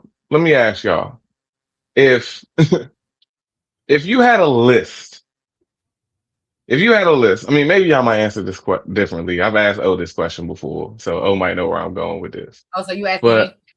Yeah. So if you had a list, right? If you had a list of the top 5 things, or let's say the top 10 things that you wanted in a man, right? Oh, I love this conversation. I can we hold on, but hold on. No. I gotta go back. I'm gonna give her due. This was a 3-hour conversation me and Ace had, y'all. Yeah, so it was a great conversation. When you're dealing with a woman who knows what she wants and knows what she needs. Hold on. Let him talk. And that's the point though. That's the point. So if you're dealing with a woman that knows what she wants and knows what she needs, and you got a list of 10 things that you need in a man, and you find a man that hits 7 of those things. Mm-hmm. That's a good man. That's a good man, Savannah. Yeah, Savannah. That's a good man. That's true. Savannah. No, that's absolutely true. But the problem is, I think the majority of women will throw that man back because they looking for 10 out of 10. 80-20 rule. They looking for 10 out of 10. They not looking for. But I don't even believe in 80-20. Hold on, wait. Let me help y'all women out real quick. I'm gonna say every man, every woman in a relationship, You are only going to get 80% of what you fucking need. That don't mean, I don't care if it's a friendship, a relationship, a family ship, whatever fucking ship you want. You're only going to get 80% of what you need. Let me tell you why. Hold on. Don't say why. Let me give you my percentage. Because I feel like that's bullshit. Hold on. I'm about to tell you why. No, don't tell me why. Let me give my percentage. Okay. I feel like Michelle Obama said it best. It ain't always 80-20. Sometimes it's 100-0. Sometimes it's 30-70. Hold on, wait. Let me get past the first part. In a relationship, in a healthy, let's start here. In a healthy relationship, you're going to get 80-20.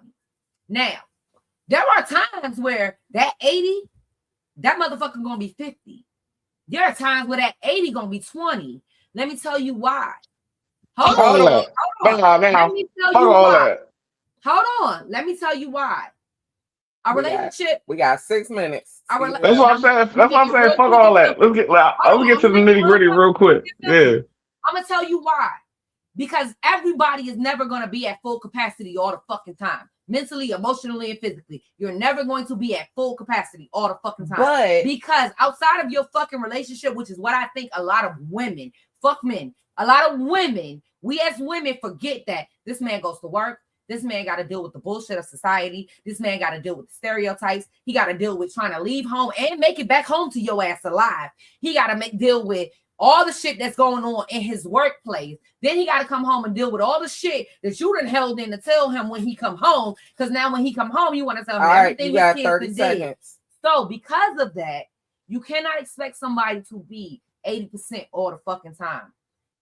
In a relationship is give and take. And sometimes your give has to be more than your fucking take. Okay, Ace, go in. Okay, let's see. She kind of cooked, so I was gonna make kind of a joke. I was gonna make kind of a joke though.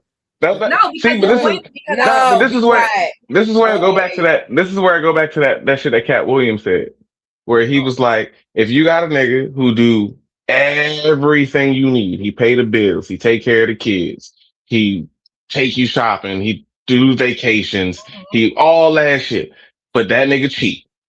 I'm muting us. Keep talking. You throwing that nigga back.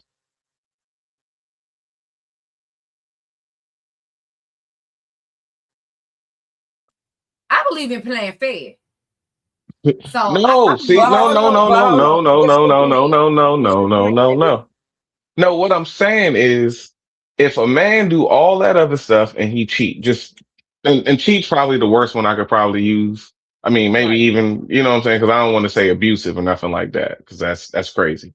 Yeah, we're not yeah. I'm not even condoning cheating. I'm not condoning cheating. I'm just saying that if you find out that your man every 6 months, not even 6 months, whatever, every whatever, he go out, get some side coochie, even though he doing everything he's supposed to be doing, you gonna throw that man back. We're gonna be in a happy relationship. You know why? Because now we have an open relationship. We're gonna that's a no, it's not. It's not a conversation. It's not open. If he's going out every 6 months and having sex, that is an open relationship. No, and because he has the but it ain't okay for us.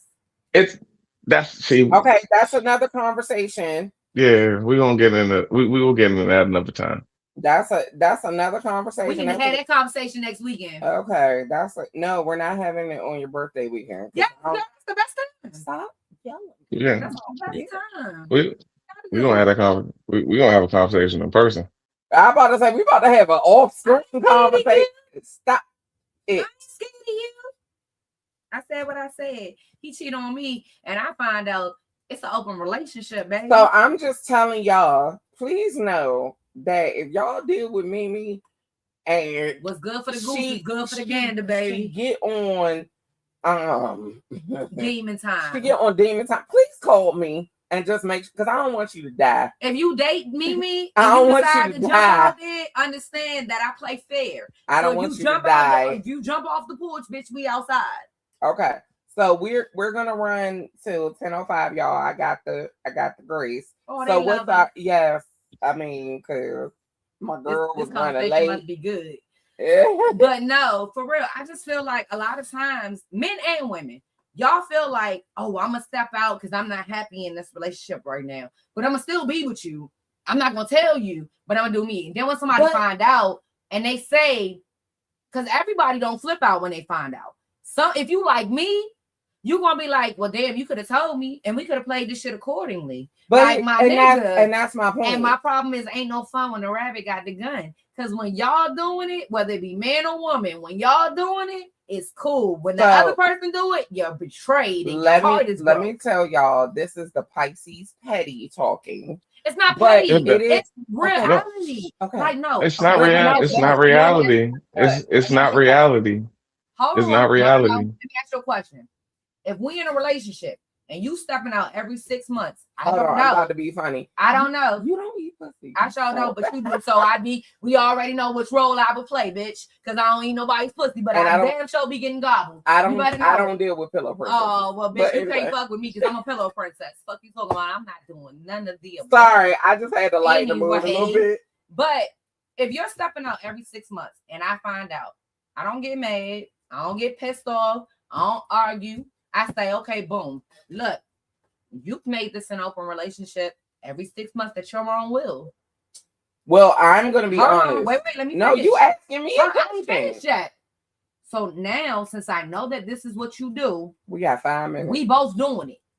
How is that a problem? It's a problem. I'm going to tell you why it's a problem for me, because you're asking me. Mm-hmm. I wouldn't be calm and be like, it's an open relationship. Nah, nigga, you cheated. We didn't have a conversation that this is what was going to go on. So you took away my choice. Now, it may have been the fact that we had a conversation and I'm like, okay, is there a need I'm not meeting? Because open relationships are a thing. Open marriages are a thing. Like swinging, all that is a thing. But it's communication. So if you're lacking something that I can't give and I'm okay with it, don't talk to me after you do it. Well, here's my thing, right? I like to play fair. So if I find out after the fact that you've done it, you just this is where my petty come back in. This is where my petty comes in. Because once you have decided that that's what we're doing, because you the leader, you are definitely the leader. You're a man.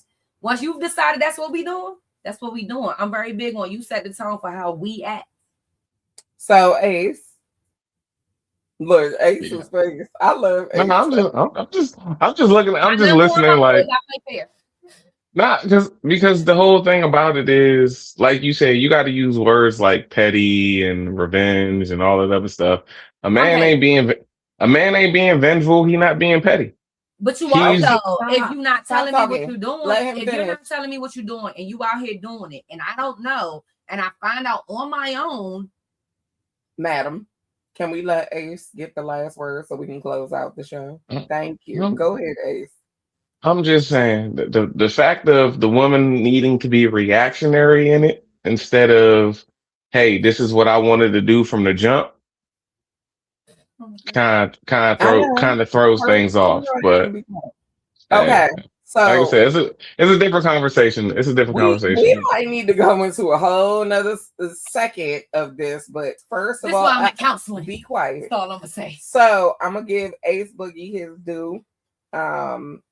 Ace, thank you for being here as always. But go ahead and say your goodbyes, where people can follow you, where they can find you. Y'all know, y'all can find me. Watch Me Boogie on Instagram. Absolute DMV. Absolute DMV Pod on Instagram. Absolute DMV on YouTube. Check us out. I'll make a request. What's up? No, I want a hoodie. Like okay, so I gotta make a request. Snatched Savage need to invade y'all for one weekend, for one show. Invade us sound crazy, but I hear you though. Okay, we need to invade. Come bring our crazy to y'all show. So let's figure it out. Say her goodbyes. Jesus Christ. Oh, y'all don't want me to say bye. Okay, y'all. Or her good evenings. What I'm gonna say is, I'm on Demon Time until March 27th. You got a minute. So If y'all ain't on demon time with me, don't hit my Instagram or my Facebook, because I'm telling y'all now, I'm warning y'all now. Instagram and Facebook on my page gonna be crazy as shit from now until the 28th of March. Why? Because I'm outside. It's my birthday. Okay. And I'm gonna. Jesus. She outside too. I'm forced to be outside. But I am gonna say I'm security. So please know. So if you see me with my hands all over the air, just understand I got security. I'm security. You not just walking up. You not just rolling up. Because the ass gonna be in the air. But I better know it. I do want to say, and that's why she don't need to drink when she on air. Because that's Jim, y'all. No, that's straight real. Up Jim Beam. Nah, anyway, but I do want to say, I do want to give like real quick because I got about a minute.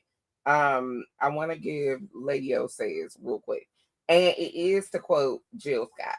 And I've said this before, but I gotta bring that back because it's my favorite quote. Say that shit, and I have to dedicate it to Mimi's special friend. Because if you could tell me what to do. You can tell me what to do. But if you can't tell me what to do, then you can't tell me what to do. And if you a real one, you know what that means. Period. The end. So we love you guys. Thank you, Ace Boogie, for being with us. Love y'all. She wanted to pull the mic up, and I was gonna pull the mic up. No, and get y'all the Jill Scott ending. My bad. We will see y'all next week for Mimi's birthday celebration. Y'all have a good night. Peace.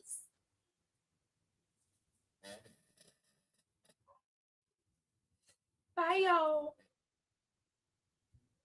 All right.